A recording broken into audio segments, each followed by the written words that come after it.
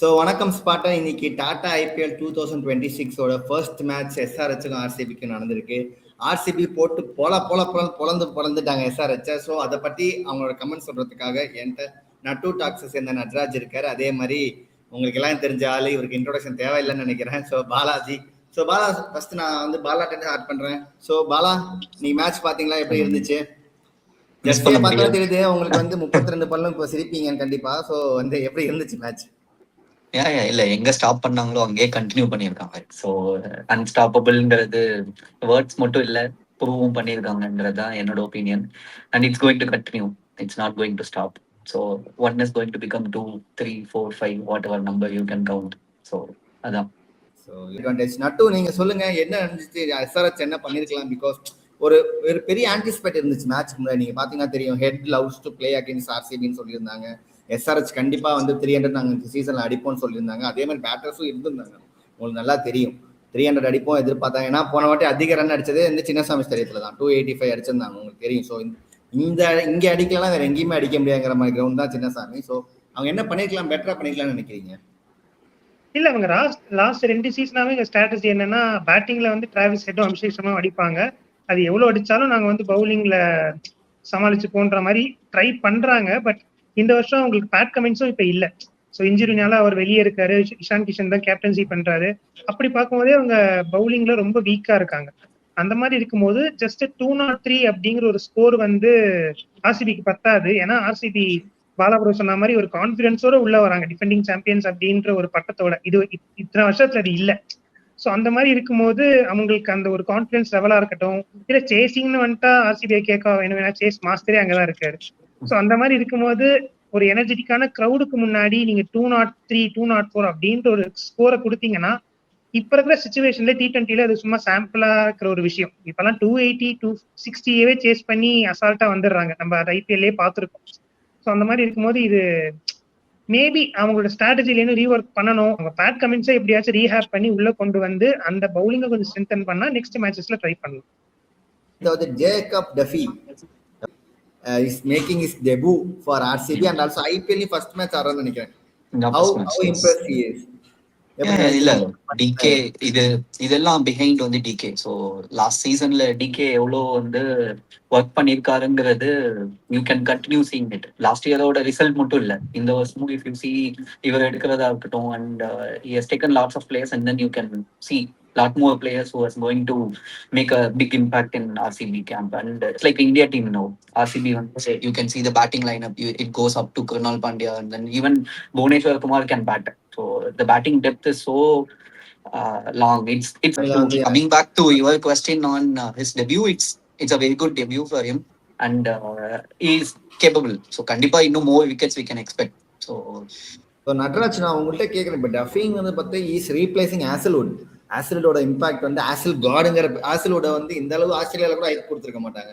இந்தியாவிலேயும் RCB மட்டும் தான் இவ்வளோ ஐப் நான் பார்த்து டு பி ஆனஸ்ட். ஆசில் கார்டனே மாற்றிட்டாங்க ஆசில்வுட்லேருந்து. அவங்கள ரீப்ளேஸ் பண்ணி இந்த மேட்ச் போடும்போது அவருக்கு என்ன மாதிரி ப்ரெஷர் இருந்திருக்குன்னா, அவர் ஃபர்ஸ்ட் ஐபிஎல் இது.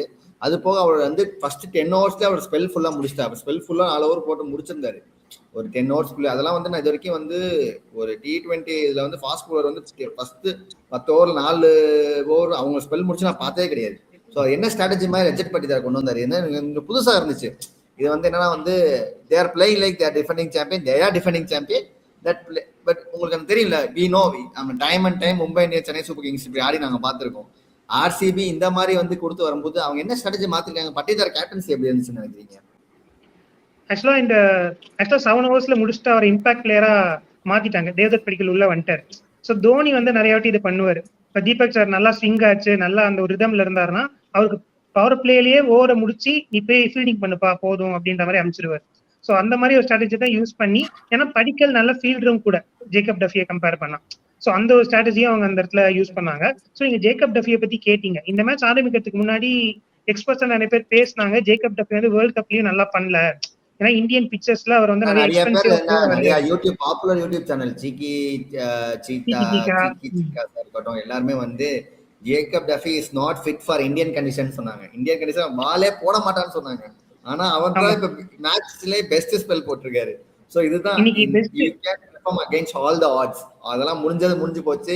இப்போ என்ன விஷயமோ அதுதாங்கிறது டஃபி ப்ரூஃப் பண்ணியிருக்காருன்னு நினைக்கிறேன். எஸ்ஆர்ஹெச்சோட ஃபர்ஸ்ட் இன்னிங்ஸ் பேர் பேசுவாங்க. நட்டு நீங்க சொல்லுங்க. நார்மலா பாத்தீங்கன்னா வந்து அபிஷேக் சர்மாவா இருக்கட்டும், ரிமண்டஸ் ஐபிஎல் லாஸ்ட் இயர் என்ன பண்ணாரு எல்லாருக்கும் ஹண்ட்ரட்ஸ்லாம் வந்து ஊதி தள்ளிட்டு போயிட்டே இருந்தாரு. அது போக வந்து வேர்ல்ட் கப் அந்த அளவு இதுவா இல்லை, but on the finals he scored around 52 or something. So அது வந்ததுக்கு அப்புறம் வந்து ஸ்டில் இஸ் ஸ்ட்ரகிளிங். பேப்பர்ல பாத்தீங்கன்னா வந்து the head Travis Head, Abhishek Sharma, Ishan Kishan, Klaasen இந்த பெஸ்ட் 4 T20 பேட்டர்ஸ் என்னைய பொறுத்தவரை. ஏன்னா இவங்க 4 பேருக்கு மாட்டிச்சுன்னா அன்னைக்கு எவா இருந்தாலும் பிரிச்சிருவாங்க. அதுதான் போன சீசன் ஃபுல்லாவே நடந்திருக்கு.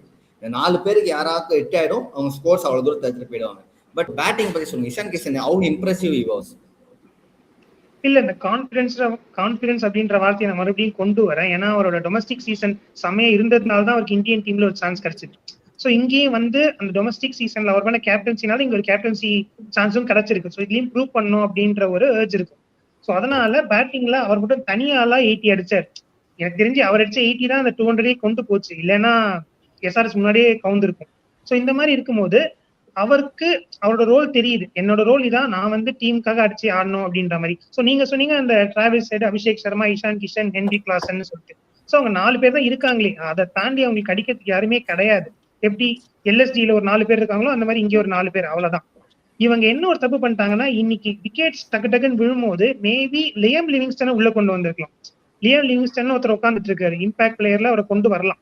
ஏன்னா நீங்க 3 ஃபாரினர்ஸ் தான் ஆடுறீங்க, உங்களுக்கு ரன் இல்ல அப்படின்றப்போ நீங்க அவரை கொண்டு வந்து ஓரளவுக்கு, ஏன்னா நீங்க 13 crores அவர் எடுத்து வச்சிருக்கீங்க, எதுக்கு எடுத்து வச்சிருக்கீங்கன்னு தெரியல. சோ அதனால அவரை நீங்க கொண்டு வந்து அந்த பேட்டிங்ல இன்னும் கொஞ்சம் டெப்த் கொடுத்திருந்தீங்கன்னா உங்களுக்கு ஸ்கோர் வந்திருக்கும். ஸ்பீக்கிங் அபவுட் செகண்ட் இன்னிங்ஸ், பாலா அரிக்கல்லு புலந்துட்டான் படிக்கல் மாதிரி இருந்துச்சு. என்ன படிக்கல் இப்படி பேட்டிங் விளையாடுறாரு? இல்ல அவர் வந்து இஸ் a consistent player இந்த சீசன்.